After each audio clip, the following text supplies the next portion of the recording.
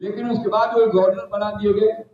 Governor बन के उन्होंने जितना ज्यादा कॉन्स्टिट्यूशन का वायलेशन वेस्ट बंगाल में किया, हम ममता बनर्जी का ब्रीफ नहीं लिए हुए, ममता बनर्जी को सपोर्ट नहीं करते, ममता बनर्जी भी बहुत सा गैर कानूनी काम करती है, लेकिन हमारे धनखड़ जी जितना constitutional violation as a governor उन्होंने किया उतना कोई गवर्नर किसी प्रदेश का गवर्नर नहीं किया है। हमारा गवर्नर बिहार का तो बहुत अच्छे एजुकेटेड है, वो इंटरफेरेंस नहीं करते हैं, हाई लर्नेड आदमी है, ये थोड़ा अलग है। लेकिन धनखड़ जी गवर्नर जब थे और हुआ क्या इसका, उनके सारे अनकॉन्स्टिट्यूशनल के काम का रिवार्ड मिला, उनको वाइस प्रेसिडेंट बना दिया। और वाइस प्रेसिडेंट बन के वो अनकॉन्स्टिट्यूशनल स्टेटमेंट रोज देते हैं। कहीं ना कहीं उनके मन में जिज्ञासा है कि जब हम कॉन्स्टिट्यूशन के खिलाफ बंगाल में काम किए तो हम वाइस प्रेसिडेंट हो गए, तो यहाँ भी कॉन्स्टिट्यूशन के खिलाफ सुप्रीम कोर्ट के खिलाफ बोले गए तो हो सकता है कि हम अगला राष्ट्रपति बना दिए जाए। ये सब चल रहा है। इसलिए हमारी जनता, हमारे लोग, हमारे सिटीजन जो भी संविधान में विश्वास करता है, हमारा जन स्वराज भी संविधान में और रूल ऑफ लॉ विश्वास करता है, कोई भी आदमी संवैधानिक व्यवस्था को बिगाड़कर जुडिशरी के मर्यादा को गिराकर बयान देता है या ऐसा कार्रवाई करता है, उसको हम लोग कंडेम करते हैं। इतना ही नहीं, तमिलनाडु के गवर्नर को देख लीजिए, रवि जी को, उन्होंने क्या किया कि 4 बरस 5 बरस 6 बरस 3 बरस 4 बरस से जो बिल पास हो गया है, आप गवर्नर है, इलेक्टेड बॉडी नहीं है, आप अमेरिकन प्रेसिडेंट भी नहीं है जिसको पॉकेट वीटो का पावर आता है, क्योंकि अमेरिकन प्रेसिडेंट तो डायरेक्टली चुन के आता है, आप तो चुने नहीं जाते हैं, आप नॉमिनेटेड आदमी हैं, आप पीपुल के द्वारा, लेजिस्लेचर के द्वारा हाउस में पास बिल को आपको रखने का कोई अधिकार नहीं। 4 बरस से बिल ऑफ द पीपुल जो बिल पास हो गया है उस पर उन्होंने दस्तखत नहीं किया तो क्या public will of the people को छोड़ दिया जाए? सुप्रीम कोर्ट ने इसीलिए इंटरफेयर किया और कहा कि आपने तो 4 साल 3 साल 5 साल से ये बिल रखा गया है, वो डीम टू हैव बीन एसेंटेड, वो बिल एक्ट हो गया। सुप्रीम कोर्ट ने आर्टिकल 142 उसको पावर है, उन्होंने ऑर्डर कर दिया और आगे भी कहा कि ज्यादा दिन इस पर सोइए मत।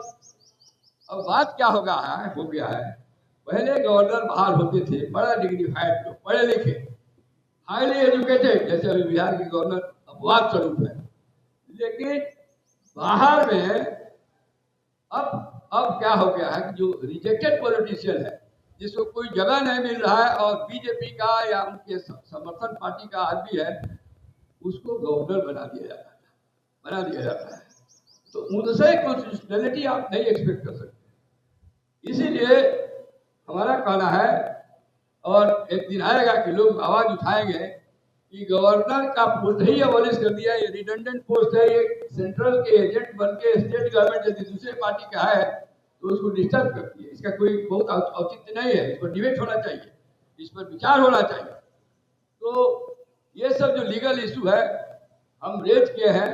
अब जैसे बिहार में भाजपा में रूल ऑफ लॉ में विश्वास नहीं करती है। इसका कारण है, पहला इसी कारण से बिहार में भाजपा का कोई ऐसा नेता नहीं पैदा हुआ है जो पूरे बिहार को लेके चल सके। एक सुशील मोदी थे, बहुत अच्छे नेता थे, उनके मरने के 3-4 साल पहले भाजपाइयों ने बिहार के और केंद्र से मिली उनको दूध की मक्खी की तरफ निकाल दिया। वैसे ही हमारे लोकल एमपी है रविशंकर जी, बहुत विद्वान थे, बहुत कॉन्स्टिट्यूशनल बात करते थे, लॉ मिनिस्टर थे। तो जहाँ संविधान की बात करिएगा, जहाँ कॉन्स्टिट्यूशनल बात करिएगा, उनको भी हटा दिया गया। अब वो कहीं के नहीं है, कुछ भी नहीं है, उनको हटा दिया गया। वैसे ही राजीव प्रसाद रूढ़ी है, बड़े ही काबिल आदमी है, पर बिहार से पार्लियामेंट के मेंबर, तो उनको भी कहीं नहीं रखा गया है। तो बिहार के भाजपा की स्थिति ये है कि जो एवरेज है, जो रूल ऑफ लॉ नहीं समझता है और जो चढ़क के गुजरात से ले आके इलेक्शन कराता है, उसी को ये लोग बढ़ावा देते हैं। जो रियल टैलेंटेड आदमी है वो भाजपा भी नहीं यहाँ पर देते। तो मेरा इतना ही कहना है कि हमारी जनता जो सुप्रीम कोर्ट पर जो उंगली उठा रहे हैं श्री निशिकांत दुबे और हमारे honourable vice president of India, ये अच्छा नहीं कर रहा है, इसको जनता बर्दाश्त नहीं करेगी। और इसी का दुबे ने जो सुप्रीम कोर्ट पर अटैक किया, जुडिशियरी पे अटैक किया, इसीलिए ये लोग झारखंड में चुनाव हार गए, भाजपा हार गई। ये बात उनको समझना चाहिए कि जो ये बड़बोलापन उनका है, उसी बड़बोलापन के चलते उनकी पार्टी झारखंड में हारी है। तो मैं इतना ही कहूंगा, ये जो भारत का संविधान है ये सर्वोपरि है। इसी संविधान से पार्लियामेंट बना है, it is a product of this constitution. इसी कॉन्स्टिट्यूशन से जुडिशरी बना है, इसी कॉन्स्टिट्यूशन की तरह this is the mother document. Parliament sovereignty है, सब्जेक्ट टू जुडिशियल रिव्यू। तो संविधान की जो व्यवस्था है इसको और सुप्रीम कोर्ट को डिमोलाइज करने का प्रयास न किया जाए। इंडिपेंडेंस ऑफ जुडिशरी प्रजातंत्र के लिए बहुत आवश्यक है, इसको होना चाहिए।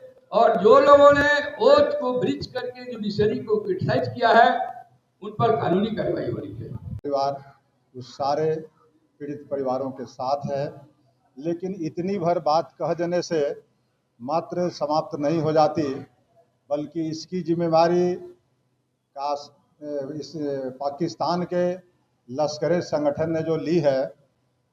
अब सरकार का भी दायित्व बनता है कि कहीं न कहीं लैप्सेज है।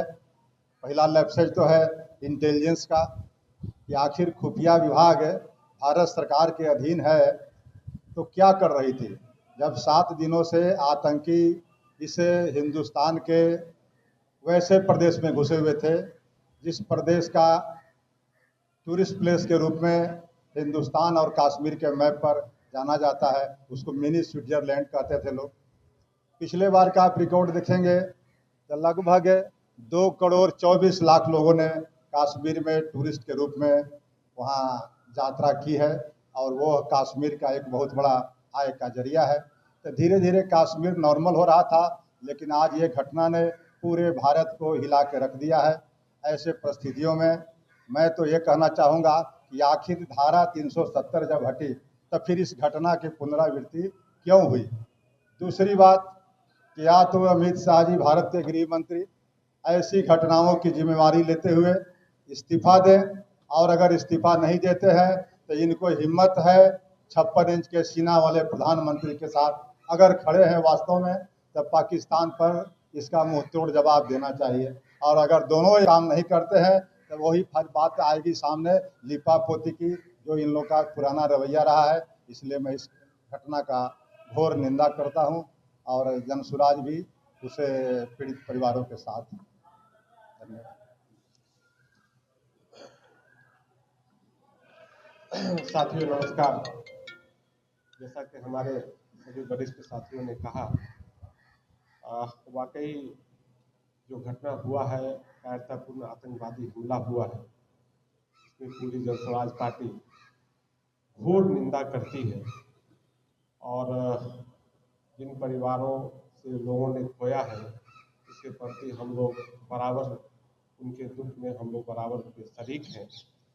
और मुझे ऐसा लगता है कि सरकार इस पे जितनी कड़ी से कड़ी सबसे पहले जांच हो, और जांच करके कड़ी से कड़ी सजा दी जाए, ताकि फिर 7 जन्मों तक लोग इस तरह का कार्य करने में 7 बार सोचे, 10 बार सोचे, 100 बार सोचे कि हम क्या करने जा रहे हैं। और मुझे कहने में कोई गुरेज नहीं है कि चाहे जिस प्रकार के लोग हैं, जहाँ के लोग हों, पाकिस्तान के हों, जहाँ पे इस तरह की इंसानियत, किसी धर्म, किसी लोग जो अच्छे लोग हैं, जो धर्म के मानने वाले भी लोग हैं, इसको इजाजत नहीं देती है। जितनी भी धर्म है, जितने भी धार्मिक किताबें हैं, सब इंसानियत के बाद ही है। सबसे पहले इंसानियत है, और इंसानियत को जो शर्मसार करने वाले लोग हैं, वो आतंकवादी जो भी है, वो हैवान से बदतर है, और उनको कड़ी से कड़ी सजा मिलनी चाहिए।